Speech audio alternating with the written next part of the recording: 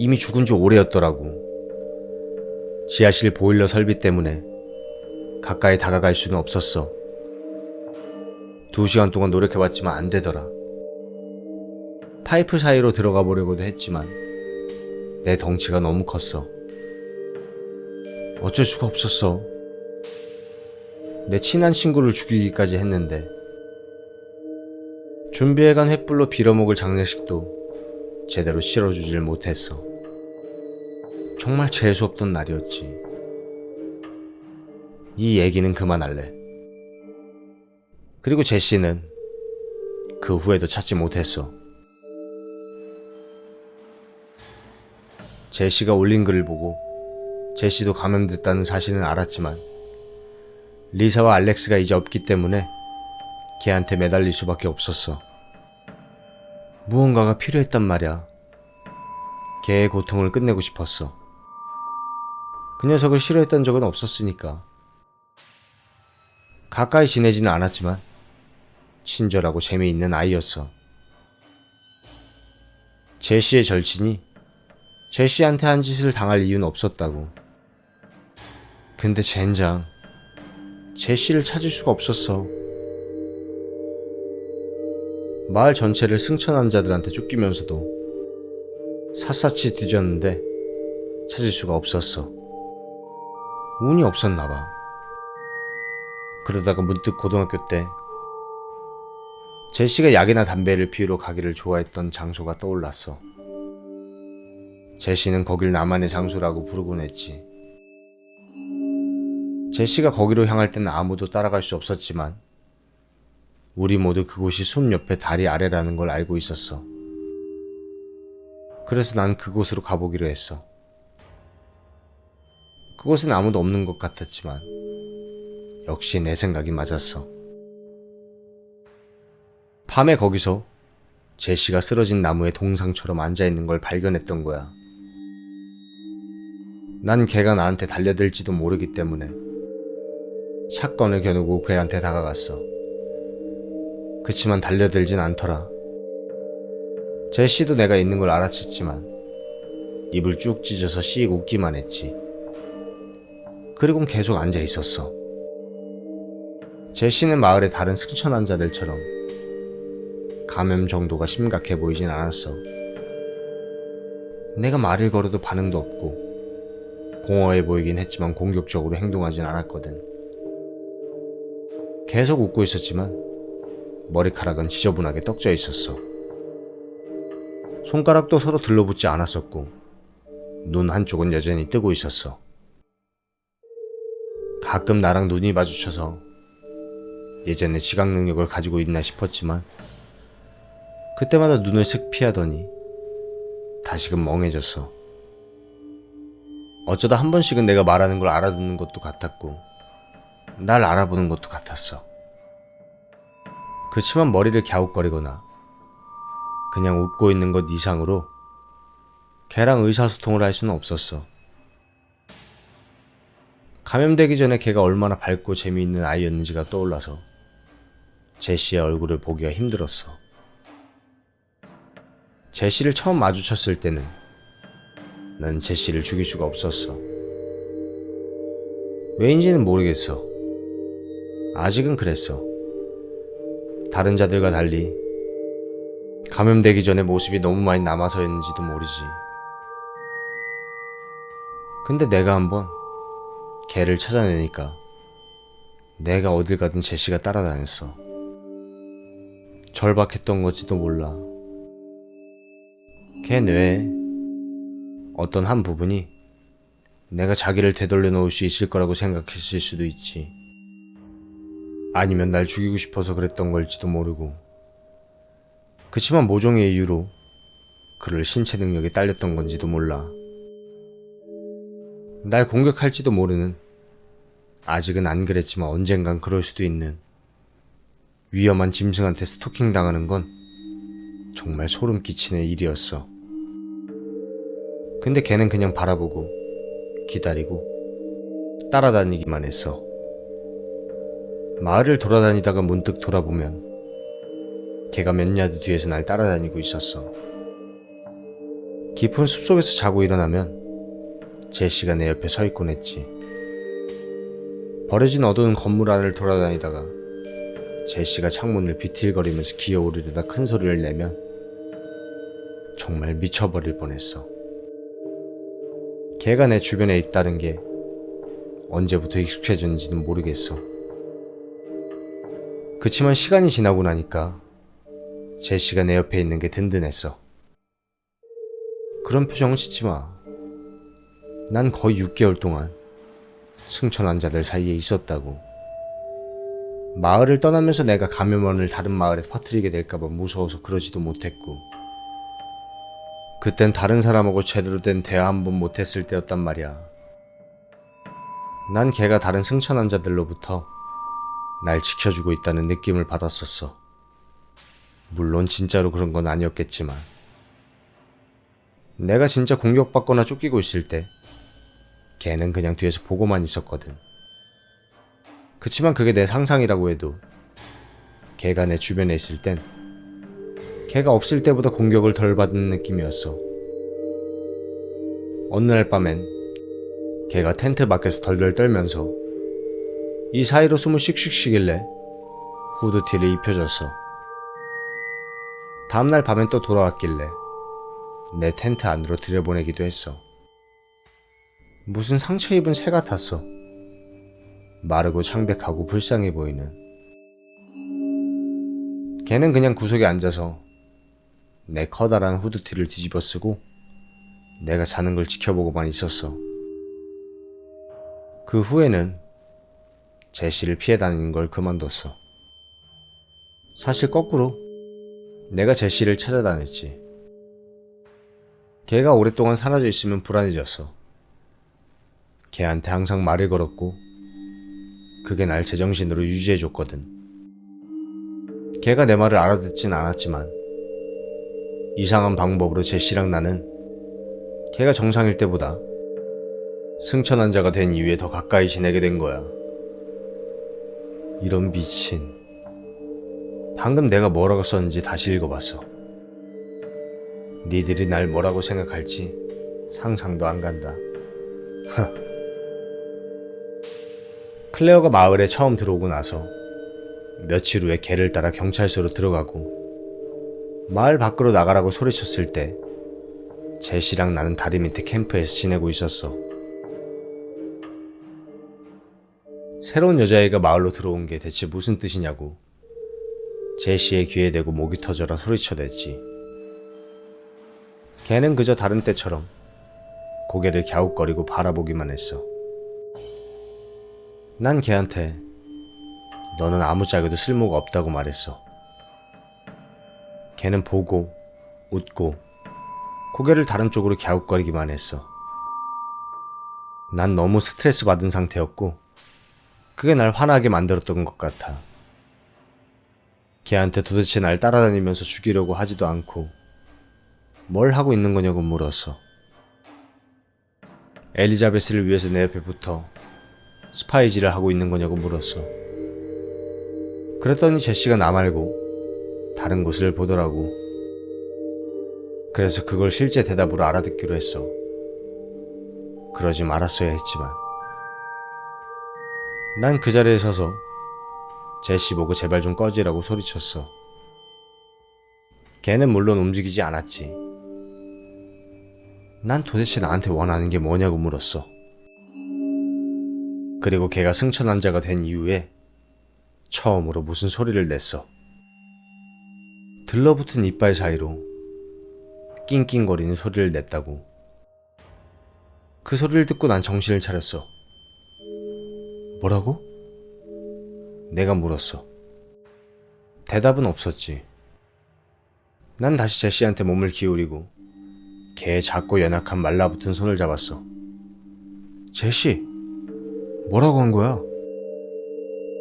제시는 다시 낑낑거리면서 멀쩡한 한쪽 눈으로 내 뒤를 바라봤어. 난 뒤로 획 돌아서 숲을 뒤에 승천환자가 날 덮치려고 웅크려 있는지 살펴봤어. 하지만 아무도 없었어. 모닥불, 내 텐트, 샷건뿐이었지. 난 제시를 다시 돌아봤어. 대체 무슨 말이 하고 싶은 거야? 그러니까 말도 안 되는 일이 일어났어. 제시가 내 손에서 자기 손을 약하게 빼더니 내 뒤를 가리켰어. 난 다시 적을 찾기 위해 아드레날린이 날뛰는 걸 느끼면서 뒤돌아봤어. 그치만 또 한 번 아무도 없었지. 그래서 걔가 가리키는 방향을 조심히 따라가 봤어. 걔는 내 총을 가리키고 있던 거야. 그러더니 아주 천천히 제시는 자기 손을 자기 가슴에 대고 자신을 가리켰어. 아우, 젠장. 당연하게도 피로감이 확 몰려왔어. 이런 슬픔을 항상 견디느냐 너무 피곤했는데, 하지만 난 고개를 끄덕이고 트럭으로 향했어. 난 감염자들을 쫓아내느냐 총알을 다 써버렸었단 말이야. 총알 조각들이 그들의 몸에 구멍을 내놨지. 몇 초간은 그들은 멈춰 세웠고, 하지만 감염자들은 다시 움직이곤 했어. 며칠만 시간을 줘. 내가 말했어. 하지만 제시는 다시 낑낑댔어. 그리고 난 일주일 후에 돌아갔어. 인정할게. 그날을 미뤄왔어. 이유는 나도 몰라. 걔가 내 옆에서 없어진다는 사실이 싫었어. 애정결핍이었나봐. 하지만 내가 돌아갔을 때 새 탄약을 가지고 있었고, 제시를 고통에서 해방시켜주겠다는 의지가 있었어. 마을에 돌아갔을 땐 밤이었지. 제시는 숲속에 없었고 걔를 찾아다녀야 했어. 나무 사이로, 혹시 주변에 있을지도 모르는 승천원자들을 피해서. 마을은 이상할 정도로 비어 있었어. 보통 밤에는 감염자 한두 명은 볼 수 있었거든. 근데 그날은 모두 숨어 있는 듯 했어. 그리고 엘리자베스가 지난 몇 주 동안보다도 훨씬 더 가까이 있다는 걸 느꼈어. 두려움이 엄습하기 시작했고 절박감이 들기 시작했어. 심지어 제시를 부르면서 돌아다니기도 했어. 난 걔를 오래된 고등학교에서 발견했어. 창문 하나를 올려다보고 있는 걸. 내가 제시를 부르니까 걔는 날 돌아보고 고개를 갸웃했어. 걔만의 인사 방법이었지. 난 내가 준비됐다고 했고 나만의 장소에서 그 일을 진행할 줄 알았다고 말했어. 걔는 고개를 다른 방향으로 갸웃했어. 난 그걸 동의한다는 뜻으로 받아들였고, 그래서 난 내 팔을 제시의 상하고 연약한 몸을 두르고 다리를 향해 걔를 인도했어. 그곳으로 가는 길에 우리 뒤에 클레어, 블레이크, 엘리자베스가 차를 몰고 왔어. 난 불빛에 당황했고 클레어의 차를 알아보고 제시를 끌고 얼른 그곳을 벗어났어. 이제 미스테리가 풀린 거지. 클레어는 그날 밤에 나랑 제시를 봤던 거야. 난 제시를 마른 나무 옆에 뉘어놓고 죽였어. 걔는 땅바닥에 앉아서 한쪽 눈으로 날 바라봤어. 난 엘리자베스와 개체가 그 눈을 통해서 날 볼 수 있는지 궁금했어. 대체 왜 그들이 제시를 더 심하게 감염되도록 하지 않고 그 상태로 놔뒀는지 궁금했어. 만약 그게 그들이 의도했던 바라면 내가 생각했던 것보다 엘리자베스가 더 감성적인 사람이었던 건지도 몰라. 하지만 아마 아닐 거야. 아무튼 제시는 평화롭게 떠났어. 난 빠르게 그 일을 해결했고 몇 달 지나지 않아서 클레어에게도 같은 일을 해줬지. 걔는 내가 방아쇠를 당기기 직전에 눈을 감았어. 엘리자베스는 블레이크와 함께 내가 클레어를 죽이기 직전에 마을 밖으로 나갔어. 그땐 그들이 어디에 있는지 전혀 감이 오지 않더라. 하지만 마을에서는 그녀의 존재를 더 이상 감지할 수 없었어. 그래서 난 화가 나서 그녀를 쫓았어. 클레어의 죽음이 내 마음에 불을 지핀 거야. 몇 달 동안 난 사라져가는 냄새를 쫓는 개가 돼서 해변이고 내륙이고 전부를 샅샅이 뒤졌어. 맹목적인 본능과 눈이 준 내 능력, 그리고 이 계정의 글을 읽을 독자들의 이메일과 개인 쪽지들을 보고 움직였지. 완전히 시간 낭비는 아니어서 다행히. 물론 내가 도착할 때마다 이미 엘리자베스가 떠난 직후였지만 그녀는 항상 떠나간 자리에 감염자들을 남겼어. 난 포틀랜드, 시애틀, 샌프란시스코, 피닉스로 웃고 있는 사람들에 관한 루머를 쫓아다녔어. 그럴 때마다 그곳에서는 사건 총성이 들리고 검은 액체들이 사방으로 튀었지. 죽음은 증상들을 없애줬지만 질병 자체를 없애지는 못했어. 만약 이 글을 읽는 너희가 미국 서부에 살고 있다면 조심하는 게 좋아. 누군가 너희들한테 억지 웃음을 지으면서 이상한 눈빛을 하고 다가온다면 곧바로 도망치길 바래. 그들이 감염자들이 아닐지라도 내 충고를 들어서 나쁜 일이 생기진 않을 거라고 생각해. 그리고 두어 달이 지나니까 전세는 역전됐어. 난 휴스턴에서 뭘 찾을 거라고는 생각지도 못하고 일주일을 보내고 있었는데 어떤 술집 밖에 엘리자베스의 빌어먹을 차가 주차되어 있는 걸 봤어. 그걸 믿을 수가 없었지. 2번 확인했어. 아니, 3번도 확인했어. 한치의 의심도 없이 그건 리지의 차가 확실했어. 우연이라고 생각하기엔 이상했지. 그냥 우연히 여기에 머무르고 있었다고? 그게 다가 아니라 심지어 내 호텔에서 몇 블록 떨어지지도 않은 곳에서 술을 마시고 있었다고? 말도 안 돼. 뭔가 다른 일이 벌어지고 있었던 거야. 난 알고 있었어. 어쨌든 내가 맞았어. 그치만 난 미끼를 물었어. 그년이 원했던 대로. 그때 당시엔 될 대로 되라지, 젠장. 이런 생각이었거든. 안전하게 일을 해결하려다가 내 인생은 물론이고 다른 사람들까지 위험하게 했으니까 이젠 그런 일은 질렸어. 그년이 여기서 일을 벌이기 원한다면 그걸 거절할 이유가 있나? 난 재킷에 권총을 넣어놓고 사람들로 가득한 술집으로 들어갔어. 물론 더 큰 총이 있었다면 좋았겠지만 그랬다면 경찰의 시선을 끌지 않았겠어? 난 즉시 그년이 구석 테이블에 3명의 남자가 앉아있는 걸 봤어. 2명은 알아볼 수 없었지만 1명은 블레이크였어. 아직도 살아있더라고. 물론 그것도 지금으로부터 몇 달 전이지만 그는 엘리자베스의 옆자리에 앉아서 그녀의 어깨에 팔을 두르고 몽롱한 눈으로 웃으며 걔를 바라보고 있었어.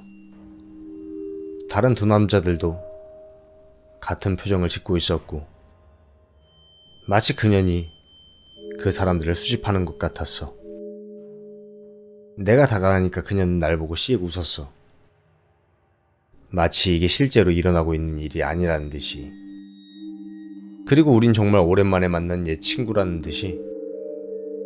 클레이톤? 그년이 말했어. 그리고 남자들 중 2은 날 뒤돌아봤어. 표정이 적대적으로 변하더라. 나머지 1 남자는 자기 재킷 안으로 손을 넣었어. 그 안에 있는 무기를 집었겠지. 난 이해했어. 그녀는 대화하기를 원했지만 내 바람과는 달리 보호받고 있었지. 난 내 총에 손을 얹었어. 내 나름대로 협박에 대응한 거야. 리지는 고개를 끄덕이고는 날 향해 윙크했어. 그녀는 나보고 앉으라고 손짓했고 난 거기에 따를 수밖에 없었어.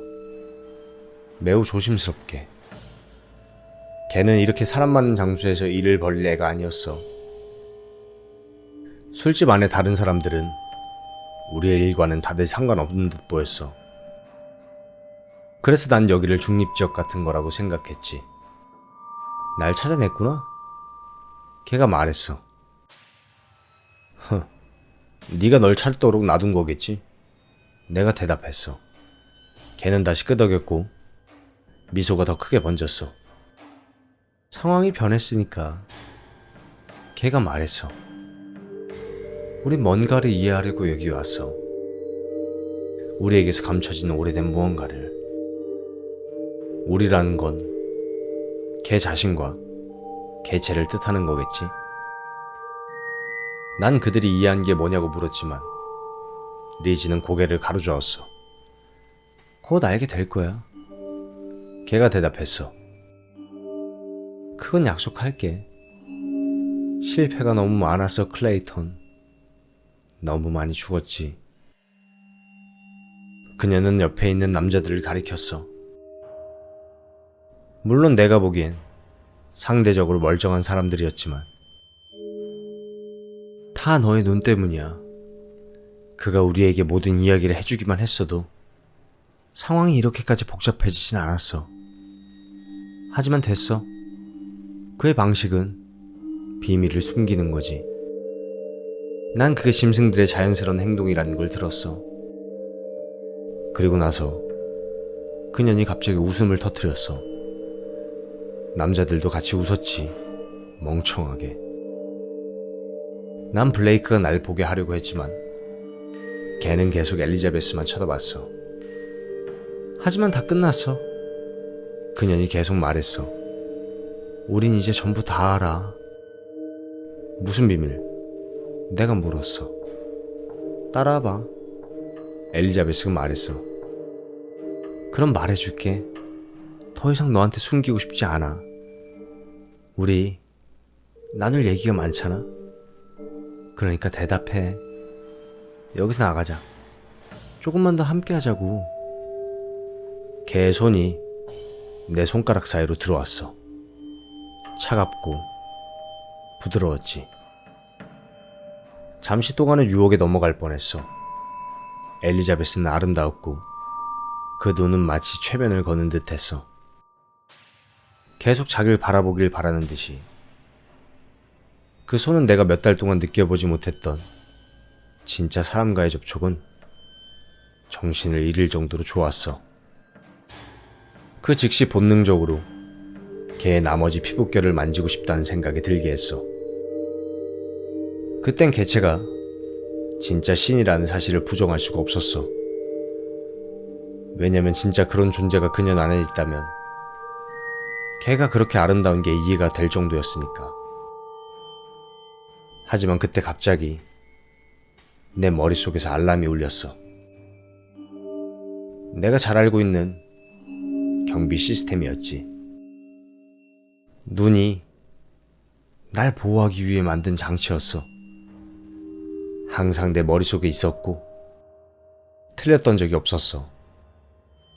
내 안에 있는 무언가가 나에게 도망치라고 소리치고 있었어. 그리고 그건 엘리자베스의 밝은 녹색 눈을 계속 쳐다보고 싶다는 욕망과 대치했지. 난 몇 초를 더 망설였어. 내 귀가 울려대고 있었고, 그리고 그 순간 엘리자베스의 얼굴에 당황스러운 기색이 올라오는 걸 보았어. 기색을 감추는 게 익숙하지 않았던 거겠지. 하지만 난 이제 지금 무슨 일이 벌어지고 있는 건지 전보다 더 확실히 알 수 있었어. 그녀의 손가락이 내 손가락과 깍지를 끼고 있는 동안 두 신들이 이 세계를 두고 치열하게 다투고 있던 거야. 엘리자베스와 나는, 그들의 그릇은 그들 사이에서 서로에 대해 전혀 모르고 있었어. 하지만 나의 신이 힘이 더 셌지.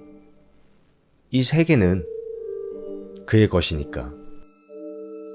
난 내 눈길을 그녀에게서 떼어내고 일어났어. 기다려봐. 기다려. 걔가 속삭였어. 그리고 난 개체의 목소리가 걔 목소리 겹쳐 들리는 걸 들었어. 걔가 내 손목을 어찌나 세게 잡았는지 나중에 멍이 들 정도였어. 걔는 내 쪽으로 기대고 머리를 애원하듯 기울이고는 간청한다는 듯한 표정을 지었어. 우린 서로가 필요해, 클레이톤. 너랑 나 말이야. 내 머릿속 알람은 최고 경보를 울리기 시작했어. 그래서 난 그녀의 손을 뿌리치고 돌아서서 도망쳤어. 그때 이후로 도망치는 것 말고는 할 수 있는 게 없어. 거의 반년 동안 모텔과 고속도로, 총과 함정 말고는 없었다고.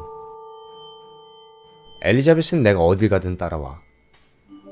하지만 난 머릿속에 그년이 너무 가까이 다가오면 울리는 작은 정신경보 시스템이 있지. 난 걔가 나를 소유하고 싶어 한다고 생각해. 물론 그녀는 이 세계를 소유하고 싶어 하겠지. 하지만 나를 향한 그녀의 관심은 특히나 더 강해. 내가 그녀를 막을까봐 걱정되나봐. 물론 난 그녀를 막을 계획이야. 그러니까 이제 날짜가 다가오고 있어. 지금까지 여기에 글을 쓰는 게 너희보다 나한테 더 도움이 됐던 것 같아. 내가 따라야 할 목표를 몇 가지 주기도 했어. 내가 오랜 기간 동안 느끼지 못했던 에너지를 주기도 했고, 그리고 내 생각에 이 계정들처럼 본질적인 것들을 돌아봐야 할 것 같아. 거기에 있는 목표들을 전부 따랐다고 생각했는데 지금 보니 더 있을 것 같다는 생각이 들어.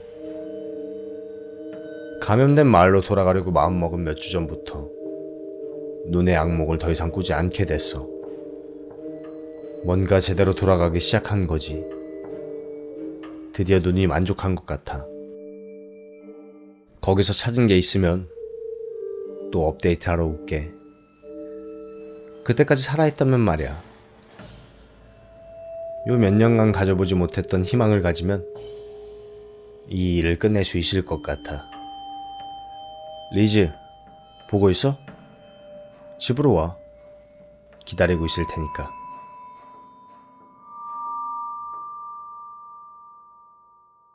원글의 댓글. 아이디 헬프맨 노슬립. 그래, 갈게. 기다려.